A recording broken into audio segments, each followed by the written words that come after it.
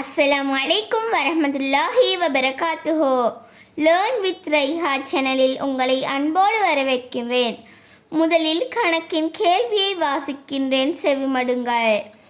8 மனிதன் 2 நாட்களில் செய்யும் ஒரு வேலையை 4 மனிதர்கள் எத்தனை நாட்களில் செய்து முடிப்பர்? மனித நாட்கணக்கு. முதலில் மனிதன் நாள் என்று போடுங்கள். 8 மனிதன் 2 நாள், 8 2 16.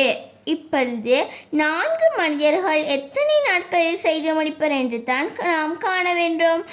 அதனால் மனிதர்களிடத்தில் 4 போடுங்கள்.